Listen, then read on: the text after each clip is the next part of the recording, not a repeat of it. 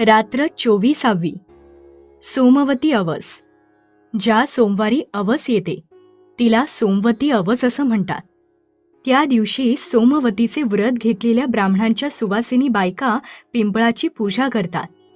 सोमवारी अवसेला कोणत्या तरी 108 वस्तू देवाला वाहायच्या असतात.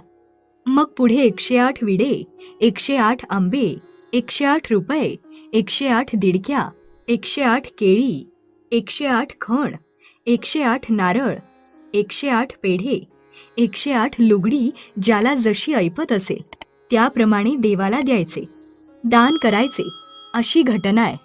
ज्याचा जो उपाध्याय असेल त्याला हे सारे मिळते. परंतु तो उपाध्यायही सर्व स्वतःच्या घरी ठेवत नाही. पारावर इतर उपाध्ये मंडळीत तो ते वाटतो.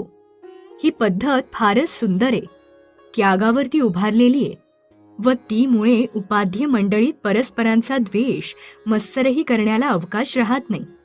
माझी आई जेव्हा एकत्रात होती, भरल्या घरात श्रीमंतीत होती, तेव्हाच तिने सोमवतीचे व्रत घेतले होते. 108 पावल्या, 108 विडे, 108 पेढे अशा चांगल्या सोमवती तिने त्यावेळेस घातल्या होत्या. परंतु आता गरिबी आली होती. तिलाच नेसावयास लुगडे नव्हते, तर 108 लुगडी कोठून देणार? तिलाच खावयास नव्हते, तर ती काय देणार? सोमवतीचे व्रत एकाएकी सोडता येत नाही. घरात पतीजवळ तरी कोणत्या तोंडाने ती मागणार? पतीजवळ काय होते? नाताळची सुट्टी असल्यामुळे मी घरी होतो. सोमवती आली होती. मी आईला विचारले, या सोमवतीला तू काय घालणार?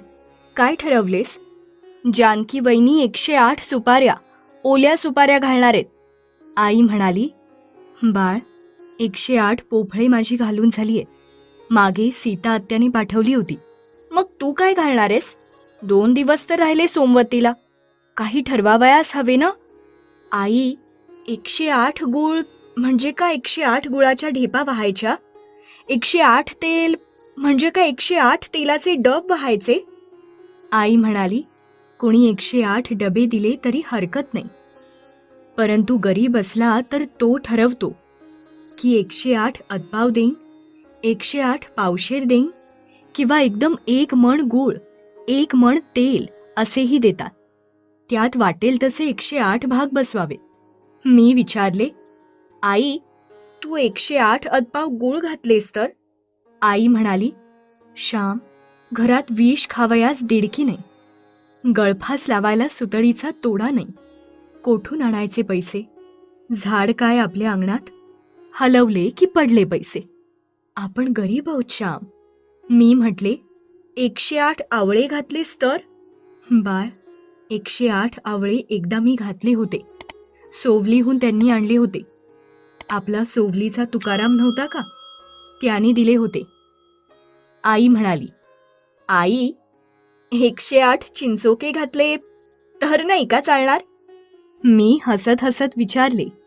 आई म्हणाली, हो, चालतील तर काय झालं? पण काय? लोक हसतील, होय ना? हसतील, त्यांचे दात दिसतील.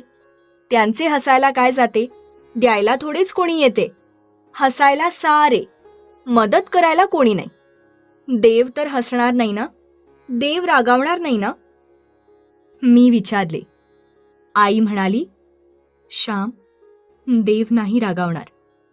अरे, देवाला विदुरा घरच्या कण्या सुद्धा आवडल्या. मिटक्या मार मारून त्याने खाल्ल्या. सारखे ताट चाटीत होता, तरी त्याची तृप्ती होईना. देवाने सुदाम्याचे पोहे कसे खाल्ले, जसा आधाशी आणि उपाशी. रुक्मिणीला 1 मूठ देण्यास तयार होईना.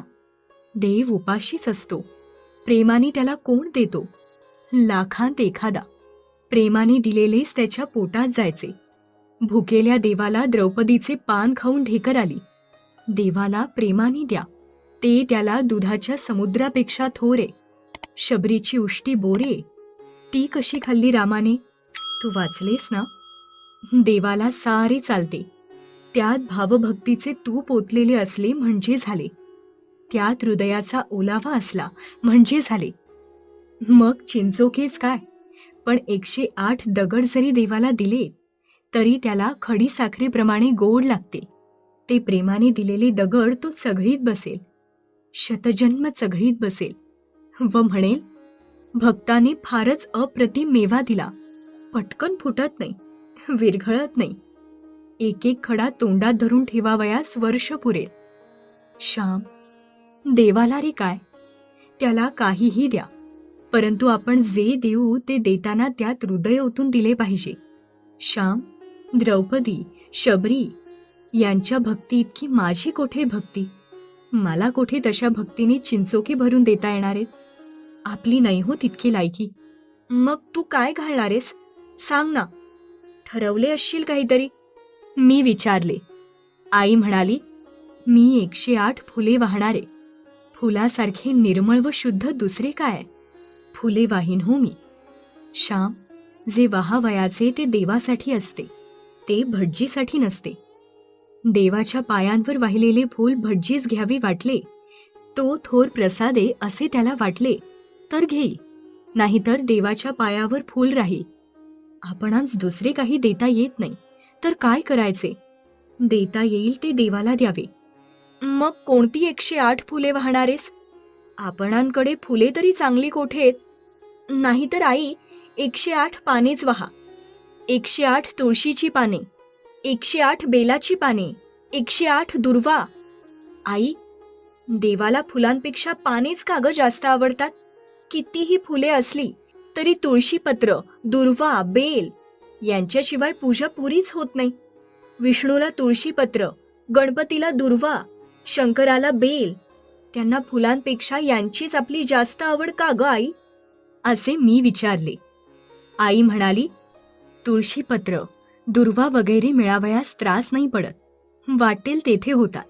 थोडे पाणी घातले की झाले. फुले म्हणजे ठरलेल्या ऋतूतच फुलावयाची. परंतु पाने आपली नेहमी आहेत. झाड जिवंत आहे तोपर्यंत पाने आहेतच. पानांचा दुष्काळ फारसा नाही. म्हणून ऋषींनी, संतांनी देवाला पानच प्रिय आहे असे सांगून ठेवले. ते तरी नेहमी देवाला भक्तीने वाहावयास माणसाला अडचण पडू नये. माझ्यासारख्या गरीब बाईला देवाने साधी पान वाहावयासही लाज वाटू नये. दुसऱ्यांनी देवाला वाहिलेले रुपये, खण, नारळ पाहून मला त्यांचा मत्सर वाटू नये. म्हणून देवाला पान प्रिय आहे असे संतांनी ठरवले. श्रीमंताला आपल्या संपत्तीची ऐट वाटावयास नको व गरिबाला गरिबीची लाजही वाटावयास नको, असा या पत्रपूजेत अर्थ आहे. श्रीमंताने केवढीही मोठी दक्षिणा दिली तरी वरती तुळशीपत्र ठेवून ती दक्षिणा द्यायची. हेतू हा की श्रीमंताला आपण फार दिले असे वाटू नये. आपण एक पान दिले असेच त्याला वाटावे. गणपतीच्या पूजेला, हरतालिकांना, मंगळागौरीला ही पत्री आधी पाहिजे. ही साधी सुंदर पाने आधी हवीत. 108 तुळशीची दळे मी पुढे केव्हा तरी वाहणारे. मग यावेळेस कशाची फुले घालणार? तू तर सांगतच नाहीस. मी अधीर होऊन म्हटले. आई म्हणाली, मी परवा रात्री त्यांना सांगितले की सोमवतीला चांगलीशी फुले घालावयाचे ठरवले. झेंडू, पांढऱ्या चाफ्याची फुलेही आहेतच, परंतु जर चांगली सुवासिक आणता आली तर कोठून तरी आणावी. मी एकदम म्हटले, म्हणून भाऊ गावाला गेलेत होय? होय, ते जालगावला गेलेत. तेथे बरव्यांची मोठी बाग आहे. त्या बागेत नागचाफ्याची फुले, ती 108 फुले मिळाली तर पाहावी म्हणून ते लांब गेलेत. आपल्याजवळ पैसे नाहीत, परंतु चालण्याचे श्रम करावयास पाय येत असे ते म्हणाले. आई म्हणाली, मित्रांनो, चाफ्याचे अनेक प्रकार आहेत. पांढरा चाफा, हिरवा चाफा, सोन चाफा व नाग चाफा. पांढऱ्या चाफ्याशिवाय बाकीच्या सर्वांत सुगंध आहे. सोन चाफ्याचा वास फार असतो, परंतु नाग चाफ्याचा गोड असतो. 4 बाजूंनी 4 शुभ्र, स्वच्छ, रुंद अशा पाकळ्या व मध्ये पिवळा परागपंज असे हे फूल असते. फारच सुंदर दिसते ते फूल. गरिबीत राहूनही ध्येयवाद दाखवणारी व आचरणारी माझी आई होती. पतीला देता येणार नाही ते त्याच्याजवळ मागून त्याला रडवणारी, खिन्न करणारी ती नव्हती. त्याला लाजवणारी, खाली मान घालावयास लावणारी ती नव्हती. त्याच्याजवळ साधी फुलेच मागणारी, परंतु ती खटपट करून दूरवर जाऊन चांगली पाहून आणा असे सांगणारी, पतीलाही ध्येयवाद शिकवणारी, देवासाठी झिजावयास लावणारी अशी ती साध्वी होती.